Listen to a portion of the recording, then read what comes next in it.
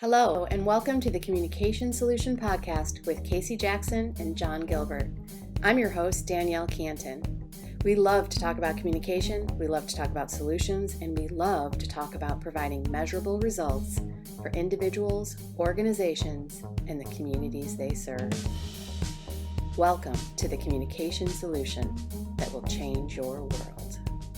Welcome back, everyone. And do we have a podcast for you today? It is going to be an interesting, provocative one, especially for those of you that are interested in MI in this world of potentially business. I know I said it. So I'm not the one to introduce this, though. Casey, you are our lovely director, and you will have a lot of perspectives on this. And Danielle, you come from a background with perspectives on this. So if you wouldn't mind giving us, Danielle, a sense of where you're coming from with your curiosity around this. Thanks, John. I'm excited. I was re-listening to the podcast that we did about quiet quitting and the insights that you and Casey shared, and that really spurred another conversation I thought we could touch on here. I come from the corporate world, the business world, and from a branding and marketing perspective. And so what I do is I help organizations dig in to who they really are and bring it to life in a brand campaign, in their brand. And the biggest struggle I've had in my life is getting that alignment with, we can say who you are all day long, but Are you really walking the talk? So as I was listening to that awesome podcast about quiet quitting, it made me think about what you're doing with your training, with the communication solution.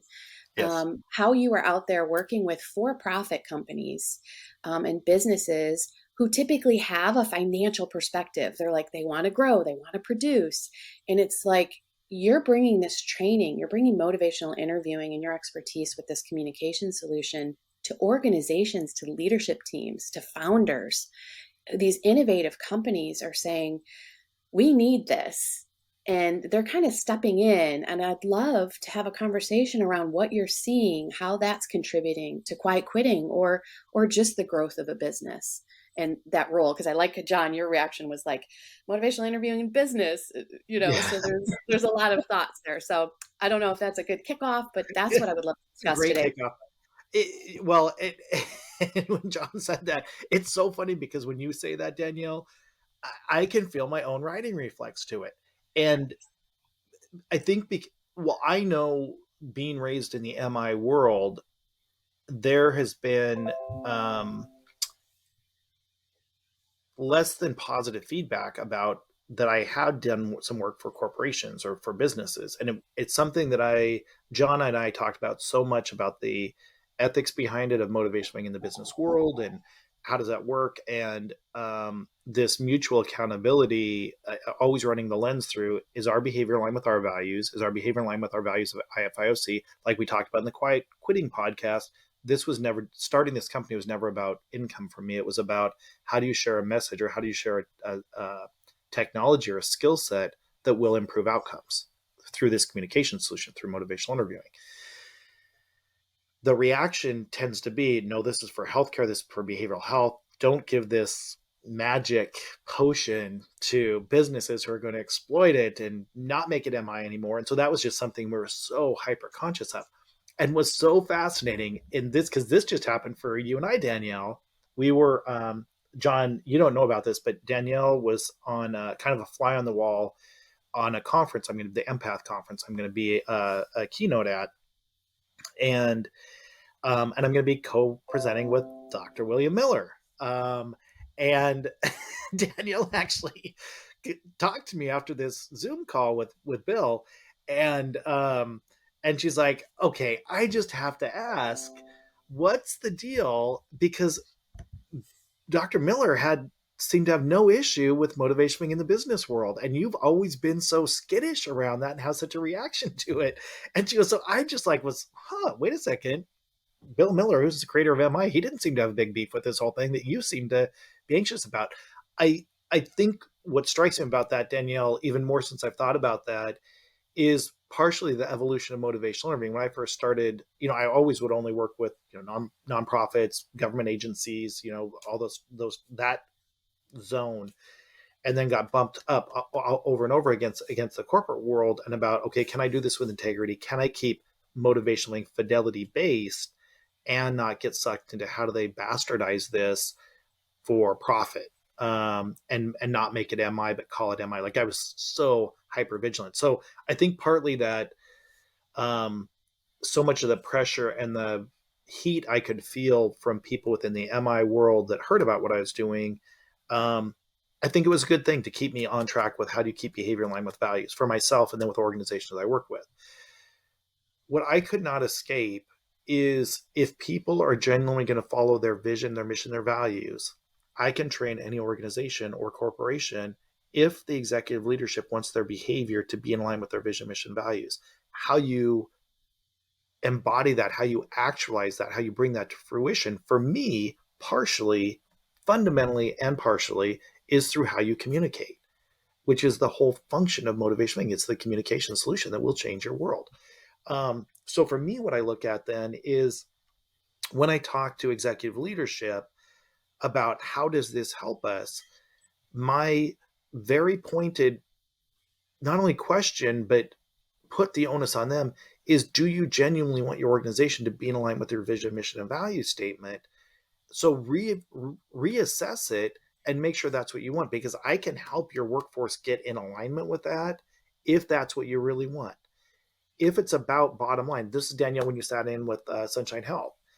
It's like, if it's about bottom line, then you need to put that in your mission statement. And this goes back to what we talked about in the Quiet Quitting podcast, what John had brought up about the workforce now starting to interview their employer before they take a job. So they want to know, is this really the way my job's going to be? Is this really the kind of company you are? I know that it's very much a millennial Gen Z perspective in terms of, what do you do and why are you doing it? And do I want to be part of that? And what we can do on the communication side of it with what we teach and provide structure and assistance around, is, how do you develop a leadership structure and a management structure and a workforce structure that is driven by vision, mission, and values. What I've seen, and I think this is what piqued your curiosity in the beginning when you and I first met, Danielle, is when I'd shared that there were companies I'd worked with, like in senior living, whose that they had attributed the work with motivational interviewing, the work with me, as what took them from that kind of 85% occupancy rate to 100% occupancy rate, or 8% occupancy rate in a paid waiting list.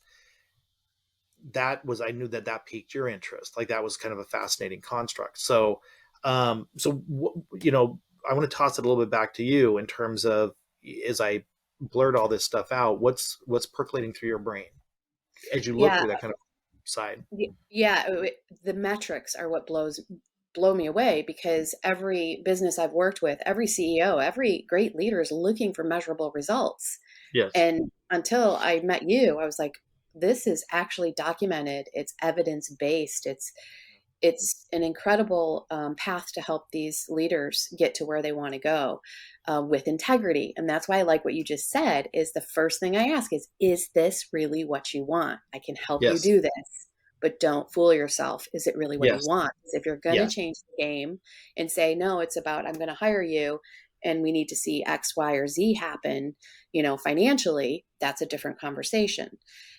What we've seen in the case studies is that financial piece comes, but Yes. it can never be the motivating factor.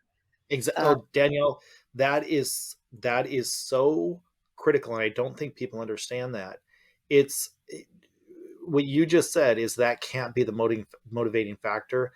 The only way this works, I mean, this is to me where it's so fascinating, is the only way it works is if the behavior is to be focused on the vision, mission, and values. You can't say, oh, we're going to get to our bottom line by implementing this. If it's about the bottom line, using that vision, mission, values to get to the bottom line, it's like, oof, it will not work. I've watched it. I've heard you say that, where you're like, if that's the case, put that in your vision, your mission, that's and that's make that exactly part of it. your values. Yeah.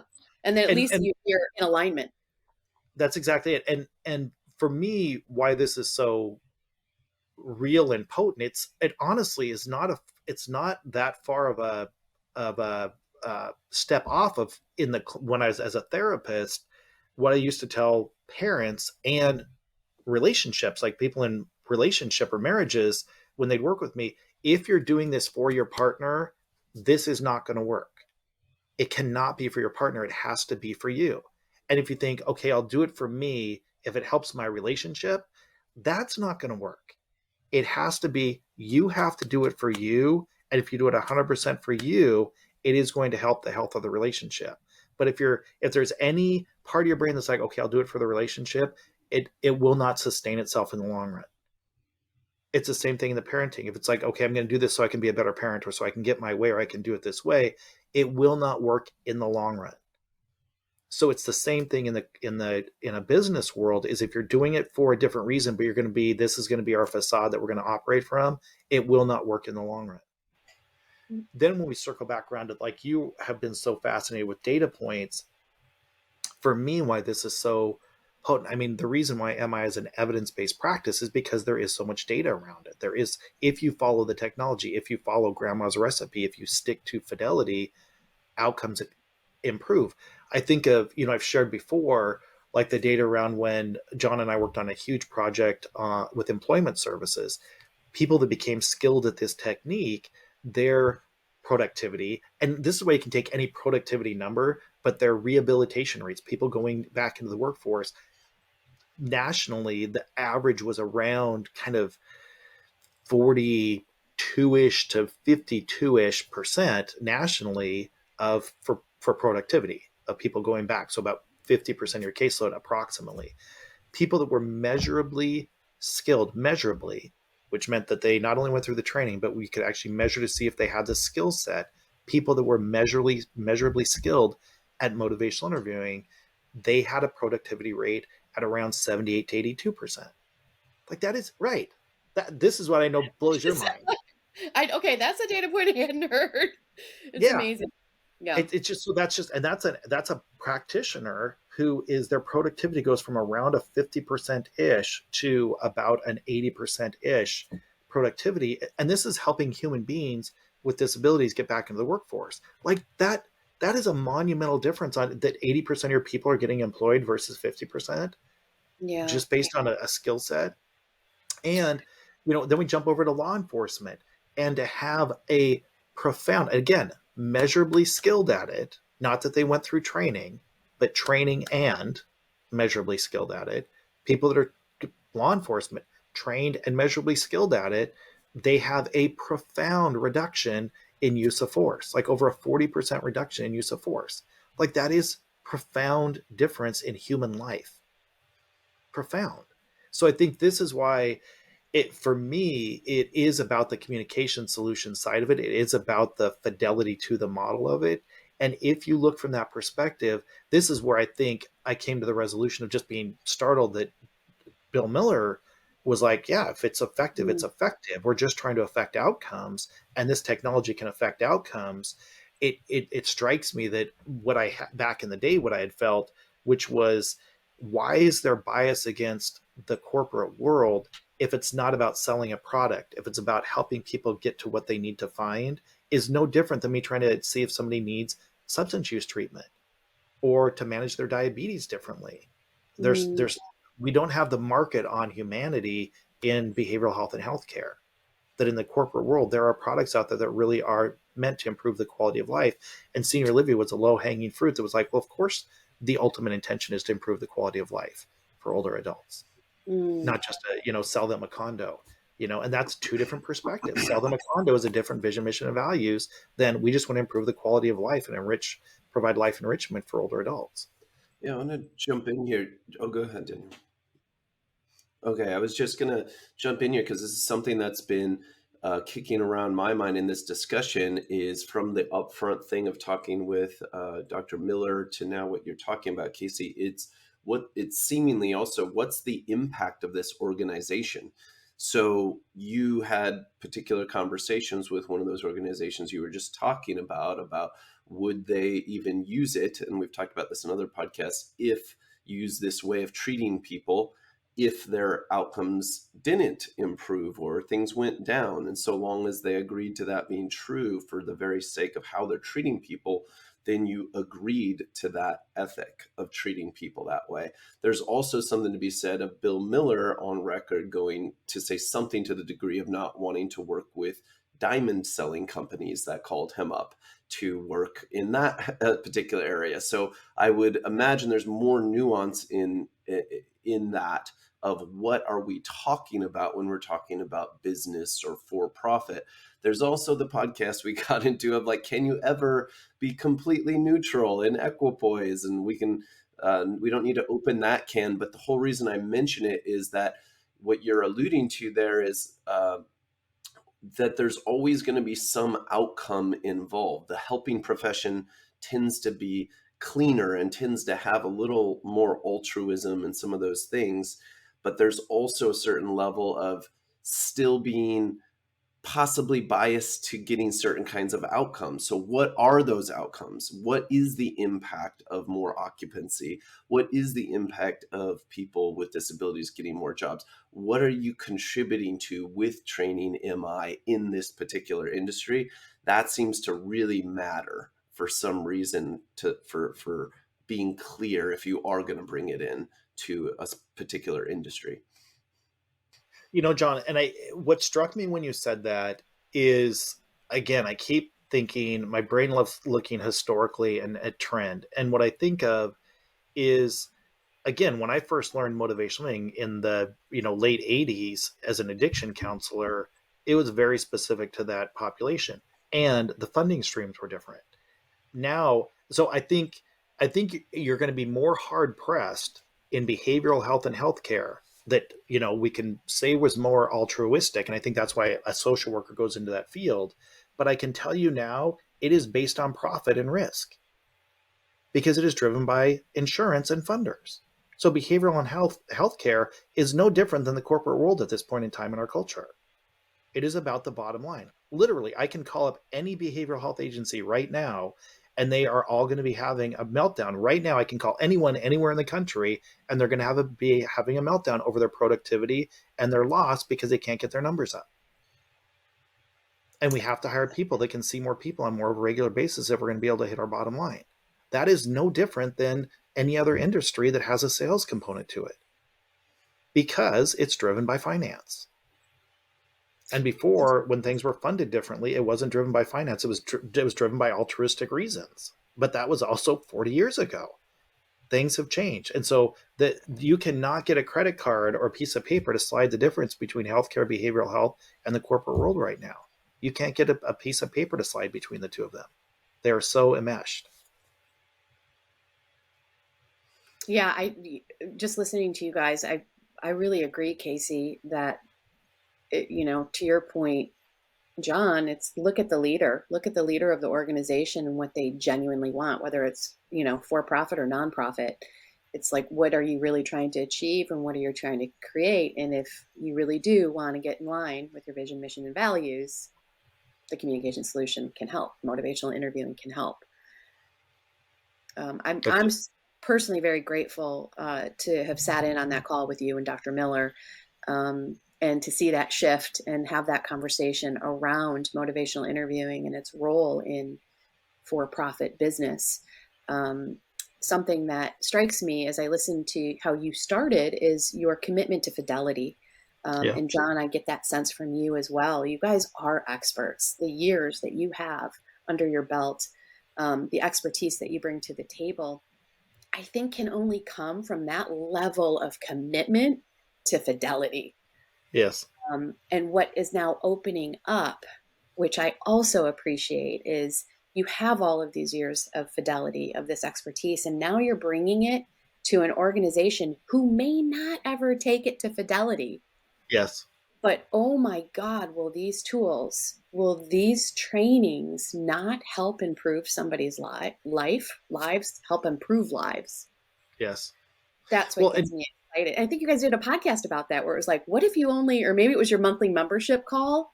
What if you only have 5 minutes? Even mental health workers, they only get 5 minutes with a client. It's like, what if you can actually change a life in just one by using one tool in 1 minute. And to me, what I think of, Danielle, when you say that, when I distill it down even further, when you take that 5 minutes, is where is there a point in your life that being more mindful and aware of your communication, how it impacts the people around you, is not value added? For any of us to be more mindful about how are my words affecting this brain, and is it leading to a positive outcome or a negative outcome? How is that not? Why wouldn't I want to learn that? Why wouldn't I want to master that? I think this is the thing for me in my relationship with you, coming to IFIOC, is I just want people to have access to that, because it is profound. It has a profound impact on personal life. It has a profound impact on cultural life. It has a profound impact on, family. It just has so much profound impact if we have an awareness. And oh my gosh, here's another podcast coming out of my brain already. Is I just think, what with where the world is at right now, and all the such a strong sense of disempowerment, of just people feel so disempowered and so disenfranchised right now, that I've always said this in training, the one thing you have control over is what comes out of your mouth. That is one thing in your life you have control over. So do you have any cognition around what is happening when it comes out of your mouth, why it's coming out of your mouth, and what impact it's having? And if you adjust that, you can get to a better outcome in your own life. And this again is why it's so translation for me from individual and organizational change. It's from that micro level of an N of one to a macro level to a meso level, in terms of, the change can be so profound based on what comes out of my mouth. That is fascinating to me. Like, I'll never get bored with that. I will study this the rest of my entire life. I mean, it's just profoundly fascinating to me that I have the control to be able to be that aware, that mindful of how I communicate, that I can change outcomes within an organization that I work within. I can change whether or not I can retain people in my workforce by how I communicate. Um, like, that's one thing I have control over in this crazy world that feels like we don't have control over much. It's really interesting for me as you're talking through that, Casey, because I think of, Danielle, your background in, and I don't know it to the degree you could voice anything and correct me where I'm wrong, but just ads and marketing and brand imaging, that at a certain point, psychology has been used to influence people, which is a very, dirty word and what have you. It's been used in that world to influence people for certain outcomes. So Casey, to your point, there's been a lot invested in closing sales or different things that I think there's a natural aversion, especially in the MI world, to the very inherent conflict of interest. But that you were getting at earlier, maybe there is more conflict of interest in helping professions than we think, but also, Good. so Here, John, before you finish yeah, that thought, because what I yeah, want to yeah, connect for people is, this is where I'm starting to bridge those gaps, is what's the difference between closing the sale and getting them into treatment, or getting them to take their medication, or getting them to mm-hmm, do X or Y or Z, because mm-hmm, we think it's in their best interest. So mm-hmm, that's where it becomes conflated, is because then it's mm-hmm, a matter of, this is not what the vision is not how do we make people or get the sale.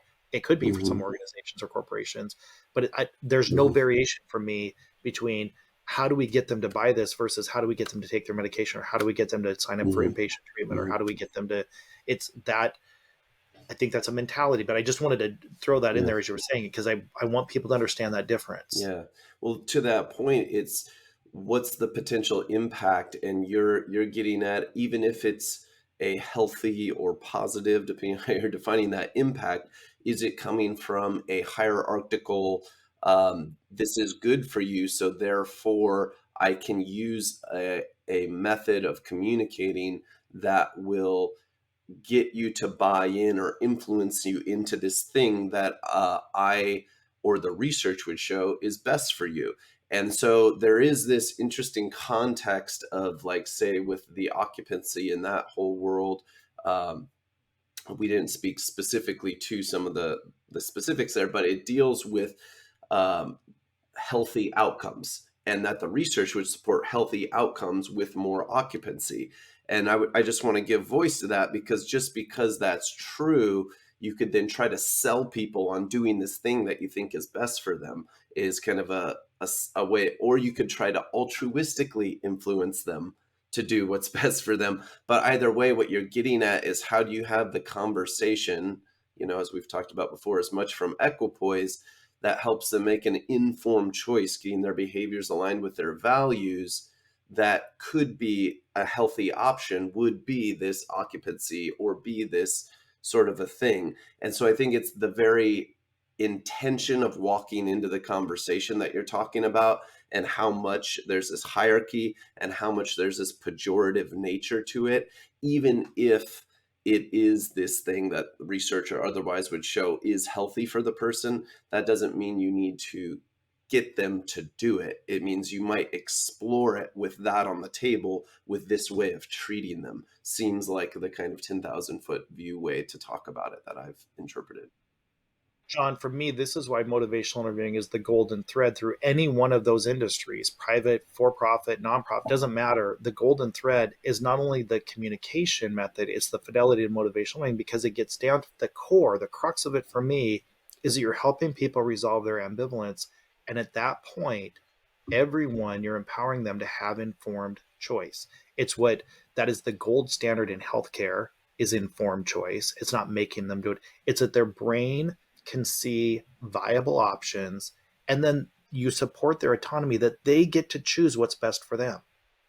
That's the golden thread for me in the corporate world, is just give them informed choice. And if that product, and help them resolve their ambivalence, and if that product improves the quality of their life and they want that, that is value added. But it's not that we're making them or selling them or pushing them or whatever it is. What I've always said, if you're using MI, you shouldn't have to sell anything. You just need expert marketing. People just need to be aware and work through their ambivalence. And if you have an exceptional product or a product that's value added, then people will opt for a valuable product, whether it's treatment, whether it's medication, or whether it's a place to live. I mean, it's that to me is the golden thread of how do you help people resolve ambivalence in an empowering way, and how much value added that is to a community or to a treatment center or to a corporation. I mean, that to me, that's how you weave it together. And as we're bringing it to a close today, what came to mind, that because there's just so much more to potentially get into here, is motivation evoked informed choice. It seems that there's something beyond just giving people information and education that we know from the research, from people's own anecdotal. It's not just about the information, it's about exploring these things out loud in a certain kind of a space, in a certain kind of way of treating people. And that's really important. And I think that's different than what people think of when they think of informed choice. Let me just tell you how it is, or the information, and then you'll walk away making an informed choice. It's so beyond that with MI, that it's in relation, information and education in relation to motivation and potential what ifs, and that explorative, psychologically safe place to discover that. So I just wanted to throw that out, that that's different than maybe more traditionally defined informed choice. But that being said, I wanted to see, Danielle, Casey, anything else you wanted to add as we're bringing it to a close? I want to toss it to Danielle. Danielle's the one who brought the question up, so I wanted to wrap up with kind of where her brain is at from all that. Yeah, I could listen to you guys forever. I think you're brilliant, and to be able to bring this to the business world means personally a lot to me, because I equate myself with that helper personality that I could have very easily gone the social worker route, and I didn't. And so I think there's a lot more people like me out there in the business world that have that helping heart, that want to contribute and be that contribution in the business world. And so if we can tap into them, give them the tools they need to grow as a person and to help others, game on for that. And the thing that keeps running through my head throughout this whole podcast is a movie that I fell in love with as a child, and it was Miracle on 34th Street, a holiday movie. And I'm like, when I think of you and Dr. Miller talking, and John, your reaction when we started this podcast, I'm like, I'm going to that movie going, oh yeah, I remember when, was it Macy's that sent them to somewhere else to get a toy because they didn't have it? Yes. And then whoever, money hungry person was like, ooh, what a great idea, exploited it when it was a really genuine act. And it's Yes. like, I think we're always going to have that situation in play. And maybe what I'm hearing from you as you're stepping in and working with more and more organizations at a leadership level, there's an opportunity to not so much be worried about policing the use of the tools as let's just make sure people have them. Yes. And they will be successful if there's Yes. integrity. And of course, And if if you've there's, got the wild yes, the wild horse that goes off and says, let's exploit this, it's like, I think that is a truth out there as well. it is. And that you can't control that part of it. It's just that they're not going to get the outcomes that they're hoping for because they're not following the recipe. They're just not following grandma's recipe. So it's just not going to taste the same. And that's viable. And people say, yeah, this is grandma's recipe. And they'll taste it and go, yeah, no, this is not grandma's recipe. So that's exactly it, Danielle. Well, with that, Danielle, there's so much there to even potentially get into a whole nother podcast. So if you're interested in having us expand, or you have particular questions about this, I know in the MI world, there might be some really interesting thoughts on this podcast. You can send them to Casey, CASEY at ifioc.com. And we can further expand on it. We can bring you on. We can answer some questions, dive deeper. Get into whatever ethics you want. We have other podcasts that talk about this. There was the quiet quitting of MI with a business perspective. There's other things we get into equipoise and what is truly equipoise, and podcasts on all that stuff that relates to what we covered today. So with that, we'll sign off for today. And Danielle, Casey, thank you so much for your perspectives, and hopefully, listener, you had a great time. We'll see you next time.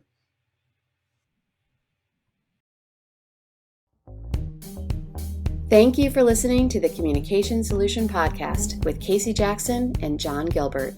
As always, this podcast is about empowering you on your journey to change the world. So if you have questions, suggestions, or ideas, send them our way at casey@ifioc.com. That's CASEY@ifioc.com. For more information or to schedule a training, visit ifioc.com. Until our next Communication Solution Podcast, keep changing the world.